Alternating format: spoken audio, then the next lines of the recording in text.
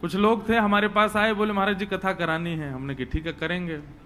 साल भर बाद का समय दिया उनको, बहुत ध्यान से सुनना। तो उन्होंने कहा ऐसे ऐसे व्यवस्था है। हमने कहा देखो हम अकेले आए तो हम कहीं भी रुक जाते हैं, पर 5 स्टार होटल या ये बड़े होटल जो होते हैं इनमें हम लाल जी के साथ नहीं रुकेंगे, क्योंकि वहां की रसोई शुद्ध नहीं होती। हम अकेले आते तो कोई दिक्कत नहीं, पर लाल जी आते हैं कथा में तो वो नहीं रुकेंगे बड़े होटल में, क्योंकि वहां सब बनता है और लाल जी की रसोई अलग होती है। तो उन्होंने हमसे बोला तो आप अकेले ही आ जाओ, लाल जी को मत लाओ। मैंने कहा जय हो। मैंने कहा ठीक है। मैंने कहा बढ़िया वाला कमरा बुक करवाना हमारे लिए। कितना महंगा वाला है? बोले महाराज जी 50,000 वाला है सबसे महंगा। मैंने उसी में रुकूंगा मैं, करो। और मैं अकेला हूंगा, लाल जी नहीं आएंगे। बेचारे अभी सुनते होंगे कथा तो सोचते होंगे लेकिन हम उनका नाम थोड़ी बोल रहे हैं, किसी को पता थोड़ी चल रही कौन है। लेकिन प्रथम दिन कथा का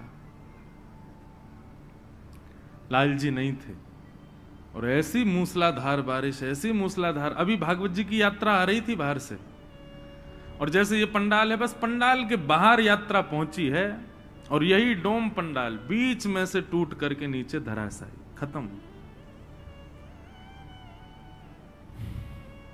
अब वो हमको देखें, हम उनको देखें। अब तो ये भी नहीं कह सकते कि कल से कर देंगे कथा, क्यों? पंडाल ही गिर गया और जो टेंट वाला था वो सिर पकड़ के रोवे हुए, असंभव है, ये कैसे टूट गया, हो ही नहीं सकता।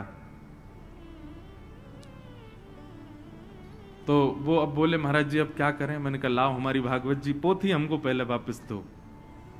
मैंने कहा अब 50,000 वाले कमरा में सो जाना जाके, और अब अगली बार कथा कराने का भाव बने तो लाल जी से प्रार्थना करना कि आप आओ। बेचारे वो आए, उनको समझाया। मैंने कहा ये कोई पाषाण नहीं है, ये कोई साधारण ऐसे ही कोई धातु नहीं है, साक्षात ठाकुर जी हैं। आपके घर में विराजमान साक्षात ठाकुर जी हैं, ये लाल जी साक्षात ठाकुर जी हैं। मैंने कहा ये इनकी उपस्थिति इसलिए थोड़ी होती है, ये अपने आप को पुजवाने थोड़ी आ रहे हैं, ये हमारी रक्षा के लिए संग रहते हैं कि भाई या की भक्ति में या की कथा में कोई विघ्न नहीं आवे, या हमारे में या के संग रहूंगो। और मैंने कहा आपने उन्हीं को ही कह दिया कि आप अकेले आ जाओ, उनको मत लाओ। महाभारत युद्ध में अर्जुन के साथ कृष्ण नहीं होते, क्या पांडव उस विशाल सेना को पार कर पाते कौरवों की?